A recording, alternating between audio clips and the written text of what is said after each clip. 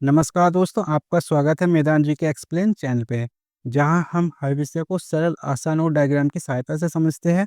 दोस्तों, हमारी एक वीडियो यूट्यूब पर है, जिसमें हमने जाना था कि ऊतक क्या होते हैं, ये कितने प्रकार के होते हैं और विशेष रूप से हमने पढ़ा था पादप ऊतक यानी प्लांट टिश्यू के बारे में।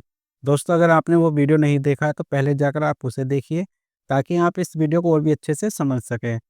आज की इस वीडियो में हम बात करेंगे जंतु ऊतक यानी एनिमल टिश्यू के बारे में। तो आइए दोस्तों, वीडियो को स्टार्ट करते हैं। देखिए दोस्तों, जंतु ऊतक होते क्या हैं? जंतु ऊतक कहते किसे हैं? देखिए, हमारे शरीर में दोस्तों करोड़ों कोशिकाएं होती है। और दोस्तों, ये कोशिकाएं अकेले काम नहीं करती, बल्कि काफ़ी सारी कोशिकाएं मिलकर एक साथ किसी विशेष कार्य को करती है। जैसे रक्त कोशिकाएं शरीर में ऑक्सीजन पहुंचाती है, मांसपेशियां हमें चलने फिरने की शक्ति देती है। और दोस्तों, इन्हीं विशेष कार्यों के आधार पर बने कोशिका समूह को ही जंतु ऊतक यानी एनिमल टिश्यू कहा जाता है। ठीक है। जंतु ऊतक एनिमल टिश्यू 4 प्रकार के होते हैं। आइए पहले एक डायग्राम की सहायता से समझते हैं। आइए दोस्तों, एक डायग्राम की मदद से समझते हैं जंतु ऊतक कितने प्रकार के होते हैं। देखिए दोस्तों, जंतु ऊतक 4 प्रकार के होते हैं। फर्स्ट एपिथेलियल ऊतक या उपकला ऊतक, सेकंड संयोजी ऊतक, थर्ड पेशी ऊतक और फोर्थ तंत्रिका ऊतक। दोस्तों, जो सेकंड संयोजी ऊतक है, ये 4 प्रकार के होते हैं। फर्स्ट एरिओलर संयोजी ऊतक, सेकंड कंकाल संयोजी ऊतक, थर्ड बसीय ऊतक। और दोस्तों, बसीय ऊतक आकार के आधार पर 2 प्रकार के होते हैं। फर्स्ट श्वेत बसीय ऊतक और भूरा बसीय ऊतक। और दोस्तों, फोर्थ है तरल संयोजी ऊतक। अब दोस्तों, थर्ड जो है पेशी ऊतक, ये 3 प्रकार के होते हैं। अरेखित पेशी ऊतक, रेखित पेशी ऊतक और हृदय पेशी ऊतक। दोस्तों, आपको डायग्राम की मदद से समझ में आ गया होगा जंतु ऊतक यानी एनिमल टिश्यू कितने प्रकार के होते हैं। आइए अब सभी को एक एक करके विस्तार से समझते हैं। अभी दोस्तों, आपने जाना जंतु ऊतक 4 प्रकार के होते हैं एक डायग्राम की सहायता से। आइए अब सभी को एक एक करके डिटेल से समझते हैं। देखिए दोस्तों, जंतु ऊतक का हमारा फर्स्ट प्रकार है उपकला ऊतक यानी एपिथेलियल टिश्यू। ठीक है। देखिए दोस्तों, एपिथेलियल टिश्यू जो है उपकला ऊतक, यह हमारे शरीर की खुली सतह को सुरक्षा प्रदान करने का कार्य करता है। यानी दोस्तों, हमारे शरीर की जो खुली हुई सतह होती है, ओपन सरफेस होता है, उसको सुरक्षा प्रदान करने का कार्य करता है उपकला ऊतक यानी एपिथेलियल टिश्यू। ठीक है। जहाँ कहीं भी शरीर की सतह खुली होती है और उसे बाहरी पदार्थों से नुकसान पहुंच सकता है, वहाँ यह ऊतक पाया जाता है। यानी वहाँ पर उपकला ऊतक यानी एपिथेलियल टिश्यू पाया जाता है। ठीक है। और दोस्तों, यह त्वचा की बाहरी परत बनाता है, जिसे एपिडर्मिस कहते हैं। ठीक है। इसके उदाहरण हैं आहार नली, जो दोस्तों फूड पाइप होता है, वहाँ पे उपकला ऊतक यानी एपिथेलियल टिश्यू पाया जाता है। ठीक है। त्वचा की बाहरी आवरण आउटर कवरिंग ऑफ स्किन जो होता है, वहाँ पर उपकला ऊतक यानी एपिथेलियल टिश्यू पाया जाता है। ठीक है। श्वास नली रेस्पिरेटरी ट्रैक्ट जो है, वहाँ पर भी उपकला ऊतक एपिथेलियल टिश्यू पाया जाता है। ठीक है। ग्रंथियों में पाया जाता है। और दोस्तों, अंडवाहिनी जो होती है, फैलोपियन ट्यूब जो होती है, वहाँ पर भी उपकला ऊतक यानी एपिथेलियल टिश्यू पाया जाता है। ठीक है। और वृक्क नलिका किडनी ट्यूब्स जो होती है, वहाँ पर भी उपकला ऊतक यानी एपिथेलियल टिश्यू पाया जाता है। ठीक है। दोस्तों, यह ऊतक एक सुरक्षा कवच की तरह काम करता है, जो हमें बाहरी आक्रमण से बचाता है। ठीक है। ये था दोस्तों हमारा फर्स्ट प्रकार उपकला ऊतक। ठीक है। आइए अब सेकंड प्रकार देखते हैं संयोजी ऊतक यानी कनेक्टिव टिश्यू। दोस्तों, सेकंड जो है संयोजी ऊतक कनेक्टिव टिश्यू, जैसा कि नाम से ही स्पष्ट है, कनेक्टिव यानी जोड़ना। ठीक है। तो दोस्तों, संयोजी ऊतक जो है कनेक्टिव टिश्यू जो है, यह हमारे शरीर के विभिन्न भागों को जोड़ने का कार्य करता है। ठीक है। यानी हमारे शरीर के जो विभिन्न भाग होते हैं, उनको जोड़ने का काम संयोजी ऊतक यानी कनेक्टिव टिश्यू करता है। ठीक है। यह हमारे शरीर में सबसे अधिक मात्रा में पाया जाता है। दोस्तों, संयोजी ऊतक जो है सबसे ज़्यादा पाया जाता है हमारे शरीर में। ठीक है। इस ऊतक में हिस्टामिन स्राव कोशिकाएं भी पाई जाती है। ठीक है। यानी संयोजी ऊतक जो होता है, उसमें हिस्टामिन स्राव कोशिकाएं होती है। ठीक है। और दोस्तों, इस ऊतक के मैट्रिक्स में लसिका और तंतु पाए जाते हैं।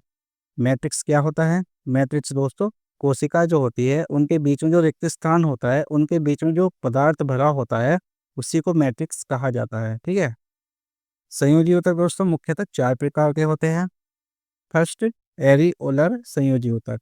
ठीक है दोस्तों, एरिओलर संयोजी ऊतक जो है, इसके मैट्रिक्स में दो तरह के तंतु पाए जाते हैं जिनके द्वारा दो प्रकार की संरचनाओं का निर्माण होता है। कौन कौन सी? कंडरा और स्नायु। ठीक है, अब कंडरा जो है, इसका निर्माण श्वेत तंतु व्हाइट फाइबर द्वारा होता है जो कोलेजन प्रोटीन से निर्मित होते हैं। ठीक है, कोलेजन प्रोटीन एक कठोर संरचना का निर्माण करता है जिसे कंडरा कहा जाता है। ठीक है, कंडरा के द्वारा ही हड्डियां मांसपेशियों से जुड़ी रहती है। ठीक है, यानी जो कंडरा होते हैं उसके द्वारा ही हड्डियों से मांसपेशियां जुड़ी रहती है। ठीक है, अब सेकंड है स्नायु में जो जो दो प्रकार की संरचनाएं होती है। फर्स्ट कंडरा, सेकंड स्नायु। ठीक है, स्नायु को समझते हैं। इसका निर्माण दोस्तों पीला तंतु यानी येलो फाइबर द्वारा होता है जो इलास्टिन प्रोटीन से निर्मित होते हैं। देखिए, स्नायु जो है दोस्तों इलास्टिन प्रोटीन से निर्मित होते हैं और कंडरा जो है वो कोलेजन प्रोटीन से निर्मित होते हैं।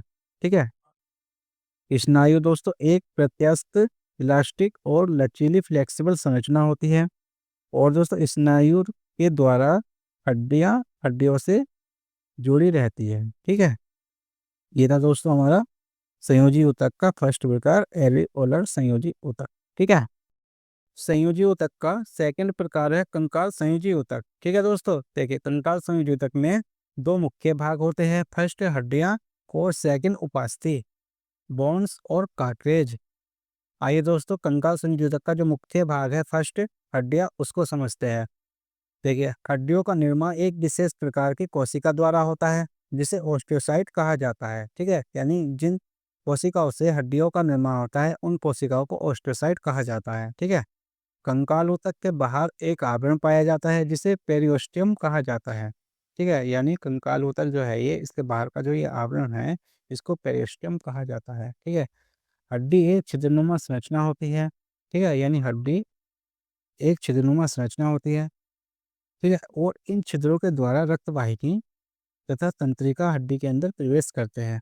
ठीक है, यानी जो हड्डी के अंदर छिद्रनुमा संरचना होती है, इन छिद्रों के द्वारा जो रक्त वाहिनी होती है, जो नर्वस होती है, जो तंत्रिका होती है, वो हड्डी के अंदर प्रवेश करती है। ठीक है, जिससे आवेग तथा रक्त का बहाव होता है। ठीक है, हड्डियों का निर्माण एक विशेष प्रकार के प्रोटीन द्वारा होता है जिसे ओसिन प्रोटीन कहा जाता है। ठीक है, हड्डियों का निर्माण कैल्शियम फास्फेट नामक यौगिक से होता है, इसलिए हड्डियों को कैल्शियम तथा फास्फोरस के जमा होने वाले अंग के रूप में जाना जाता है। ठीक है, हड्डियों के द्वारा शरीर के महत्वपूर्ण अंगों को सुरक्षा प्रदान की जाती है जैसे हृदय, फेफड़ा, मस्तिष्क इत्यादि। यानी दोस्तों जो हड्डियां होती है, हड्डियों के द्वारा हमारे जो महत्वपूर्ण अंग होते हैं, हृदय, फेफड़ा, मस्तिष्क, उनको सुरक्षा प्रदान की जाती है। जैसे हमारा हृदय है दोस्तों, हृदय के बाहर जो ये हमारी पसली होती है, ये हमारे हृदय की रक्षा करती है। ठीक है, तो ये पसली जो होती है ये हड्डियों की बनी होती है। ठीक है, हड्डियों के बीच में एक छिद्रनुमा नलीनुमा संरचना पाई जाती है। यानी जो हड्डी होती है, इन हड्डियों के बीच में एक छिद्रनुमा नलीनुमा संरचना होती है जिसे हेवल्सियन कैनाल कहते हैं। ठीक है, आपको याद रखना है। हड्डियों के बीच मौजूद छिद्र में, यानी जो हड्डियों के बीच में मौजूद छिद्र होते हैं, इनमें कुछ विशेष प्रकार के ऊतक पाए जाते हैं जिसे बोन मैरो या अस्थि मज्जा कहा जाता है। ठीक है, बोन मैरो, अस्थि मज्जा दो प्रकार के होते हैं, पीला अस्थि मज्जा और लाल अस्थि मज्जा, येलो बोन मैरो और रेड बोन मैरो। ठीक है, आइए पीला अस्थि मज्जा को समझते हैं। यह लंबी हड्डियों के बीच मौजूद छिद्र में पाया जाता है, यानी लंबी हड्डी जो होती है उनके बीच में जो छिद्र होते हैं उसमें पाया जाता है पीला अस्थि मज्जा। ठीक है, इसके द्वारा श्वेत रक्त कोशिकाओं, डब्ल्यूबीसी का निर्माण होता है। ठीक है, नवजात शिशुओं में यह बहुत कम पाया जाता है। जो नवजात बच्चे होते हैं, जो छोटे बच्चे होते हैं, उसमें पीला अस्थि मज्जा बहुत कम पाया जाता है, लेकिन उम्र बढ़ने के साथ साथ इसकी मात्रा भी बढ़ती जाती है। ठीक है, आइए अब लाल अस्थि मज्जा को समझते हैं। देखिए दोस्तों, यह बचपन में लंबी हड्डियों के बीच पाया जाता है। ठीक है, यानी बचपन में जो लंबी हड्डी होती है उनके बीच में पाया जाता है लाल अस्थि मज्जा। ठीक है, लेकिन उम्र बढ़ने पर लंबी हड्डियों के किनारों पर पाया जाता है। जैसे उम्र बढ़ती है तो जो लंबी हड्डी होती है ना, उनके किनारों पर पाया जाता है लाल अस्थि मज्जा। ठीक है, इसके द्वारा लाल रक्त कोशिकाओं, आरबीसी तथा प्लेटलेट्स का निर्माण किया जाता है। यानी आरबीसी और प्लेटलेट्स का निर्माण लाल अस्थि मज्जा द्वारा होता है। ठीक है, गर्भावस्था में बच्चों की आरबीसी का निर्माण यकृत लीवर में होता है। यानी जो बच्चे पेट में होते हैं, गर्भ में होते हैं, उन बच्चों में जो आरबीसी का निर्माण होता है वो यकृत लीवर में होता है। ठीक है, आपको याद रखना है। कंकाल संयोजी ऊतक का सेकंड मुख्य भाग है उपास्थि। ठीक है, आइए उपास्थि को समझते हैं। देखिए दोस्तों, इसका निर्माण एक विशेष प्रकार की कोशिका द्वारा होता है। ठीक है, जिसे कोर्डरोसाइट कहा जाता है। ठीक है, यानी जिन कोशिकाओं से उपास्थि का निर्माण होता है उन कोशिकाओं को कोर्डरोसाइट कहा जाता है, और जिन कोशिकाओं से हड्डियों का निर्माण होता है उन कोशिकाओं को ओस्टोसाइट कहा जाता है। ठीक है, उपास्थि के बाहर एक आवरण पाया जाता है जिसे पेरिकोर्डियम कहा जाता है। ठीक है, यानी उपास्थि के बाहर का जो आवरण होता है उसको पेरिकोर्डियम कहते हैं। ठीक है, उपास्थि का निर्माण एक विशेष प्रकार के प्रोटीन द्वारा होता है जिसे कोड्रिल प्रोटीन कहा जाता है। ठीक है, उपास्थि का निर्माण एक विशेष प्रकार के प्रोटीन द्वारा होता है और उस प्रोटीन को कोड्रिल प्रोटीन कहा जाता है, और जिस प्रोटीन से हड्डियों का निर्माण होता है उसको ओसिन प्रोटीन कहा जाता है। ठीक है, आपको याद रखना है। उपास्थि में छिद्र नहीं पाया जाता है। ठीक है, जिसके कारण रक्त का और तंत्रिका का प्रसार नहीं पाया जाता। ये जो उपास्थि होती है उसमें छिद्र नहीं होते हैं, जिसकी वजह से रक्त और तंत्रिका का प्रसार नहीं होता है। ठीक है, रक्त वाहिनी तथा नब्ज के ना होने की वजह से इसे काटने पर रक्त का स्राव और दर्द का एहसास नहीं होता है। ठीक है, यानी जो उपास्थि होती है उसमें रक्त वाहिनी तथा नब्ज नहीं पाई जाती है, जिसकी वजह से उसे काटने पर रक्त का स्राव तथा दर्द का एहसास नहीं होता है। ठीक है, इसके उदाहरण हैं नाक का अग्रभाग। यही नाक जो होती है, नाक का जो आगे का भाग होता है, इसको आप काटेंगे तो दर्द नहीं होने का है और ना ही ब्लड निकलने का। ठीक है, कान का बाहरी भाग, जो कान होता है, जो कान का बाहर का भाग होता है, इसमें भी दर्द का एहसास नहीं होता है और ना ब्लड निकलता है। ठीक है दोस्तों, ये था हमारा संयोजी ऊतक का सेकंड प्रकार, कंकाल संयोजी ऊतक। ठीक है, संयोजी ऊतक का थर्ड प्रकार है बसीय ऊतक। ठीक है, देखिए दोस्तों, इसका निर्माण शरीर को ऊष्मा प्रदान करने के लिए होता है। इन जो शरीर होता है उसको ऊष्मा प्रदान करने के लिए बसीय ऊतक का निर्माण होता है। ठीक है, बसा की बूंदों के आकार के आधार पर बसीय ऊतक दो प्रकार के होते हैं।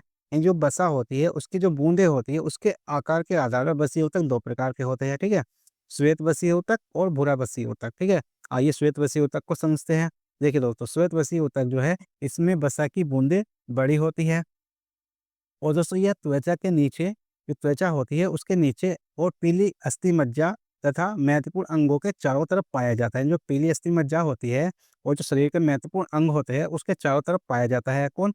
श्वेत बसीय ऊतक। ठीक है, आइए दोस्तों भूरा बसीय ऊतक को समझते हैं। देखिए दोस्तों, इसमें बसा की बूंदें छोटी होती हैं। जो भूरा बसीय ऊतक होता है इसमें बसा की बूंदें छोटी होती हैं, और दोस्तों इस बसीय ऊतक में माइटोकॉन्ड्रिया अत्यधिक संख्या में पाई जाती है। ठीक है, जिसकी वजह से अत्यधिक ऊर्जा का निर्माण करती है।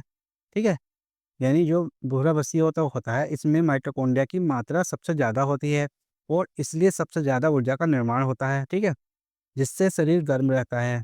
ठीक है, और दोस्तों भूरे बसीय ऊतक बच्चों में अधिक मात्रा में पाया जाता है। इन जो छोटे बच्चे होते हैं उनमें भूरा बसीय ऊतक सबसे ज़्यादा मात्रा में पाया जाता है। ठीक है, इसलिए बच्चों को ठंड का एहसास कम होता है। इन जो छोटे बच्चे होते हैं, देखा होगा आपने, उनको थोड़ा ठंड का एहसास कम होता है। ठीक है, इसलिए ही होता है क्योंकि भूरा बसीय ऊतक बच्चों में सबसे ज़्यादा पाया जाता है। ठीक है, संयोजी ऊतक का फोर्थ प्रकार है तरल संयोजी ऊतक। ठीक है दोस्तों, आइए तरल संयोजी ऊतक को समझते हैं। देखिए, यह द्रव अवस्था में पाया जाता है, यानी तरल संयोजी ऊतक जो है द्रव अवस्था में पाया जाता है। ठीक है, क्योंकि इसमें मैट्रिक्स की मात्रा अधिक पाई जाती है। यानी जो तरल संयोजी ऊतक है इसमें मैट्रिक्स की मात्रा सबसे ज़्यादा पाई जाती है। ठीक है, इसके मैट्रिक्स को प्लाज्मा कहा जाता है।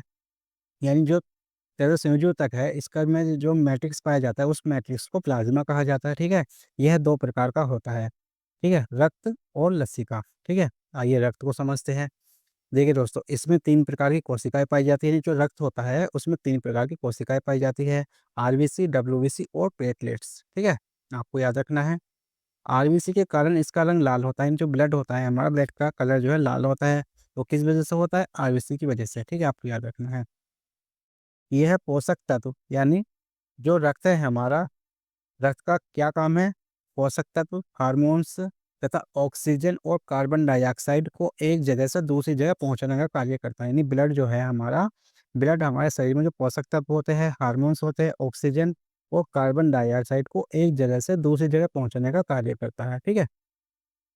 आइए दोस्तों लसिका को समझते हैं। देखिए दोस्तों, यह बिल्कुल रक्त के समान होता है। ये जो लसिका है वो बिल्कुल रक्त के समान होता है। ठीक है। लेकिन इसमें आरबीसी नहीं पाया जाता। यानी जो लसिका होता है उसमें आरबीसी नहीं पाया जाता। ठीक है। आरबीसी के ना होने की वजह से इसका रंग सफ़ेद होता है। ठीक है। यानी लसिका का जो कलर है वो सफ़ेद होता है, किस वजह से होता है? आरबीसी वजह से। इसमें आरबीसी नहीं पाया जाता। ठीक है। लसिका में डब्ल्यूबीसी बहुत अधिक संख्या में पाए जाते हैं। यानी जो लसिका होता है उस लसिका में डब्ल्यूबीसी सबसे ज़्यादा पाए जाते हैं। ठीक है। जिसके द्वारा रोगों से लड़ने के लिए एंटीबॉडी का निर्माण होता है। ठीक है। दोस्तों, रक्त और लसिका शरीर में अलग-अलग बहते हैं। ठीक है। यानी रक्त जो होता है और लसिका जो होता है दोनों अलग-अलग बहते हैं। ठीक है। रक्त जिस नली के द्वारा बहता है उसे रक्त वाहिनियाँ कहते हैं, और दोस्तों लसिका जिस नली द्वारा बहता है उसे लसिका वाहिनियाँ कहते हैं। ठीक है। जंतु ऊतक का थर्ड प्रकार है पेशी ऊतक। आइए दोस्तों पेशी ऊतक को समझते हैं। देखिए, इस ऊतक का निर्माण एक विशेष प्रकार की कोशिका से होता है। ठीक है। जिसे मायोसाइट कहा जाता है। यानी जिन कोशिकाओं से पेशी ऊतक का निर्माण होता है उन कोशिकाओं को मायोसाइट कहा जाता है। ठीक है। इसलिए मांसपेशियों का अध्ययन मायोलॉजी कहलाता है। यानी जिस शाखा के अंतर्गत मांसपेशियों का अध्ययन किया जाता है उस शाखा को मायोलॉजी कहा जाता है। ठीक है। इस ऊतक के द्वारा शरीर की सभी मांसपेशियां निर्मित होती है। ठीक है। यानी हमारे शरीर की जितनी मांसपेशियां होती है सभी पेशी ऊतक के द्वारा निर्मित होती है। ठीक है। गुणों के आधार पर पेशी ऊतक तीन प्रकार के होते हैं। ठीक है। कौन कौन से? फर्स्ट अरेखित पेशी ऊतक, सेकंड रेखित पेशी ऊतक और थर्ड हृदय पेशी ऊतक। ठीक है। आइए एक एक करके तीनों को समझते हैं। अरेखित पेशी ऊतक।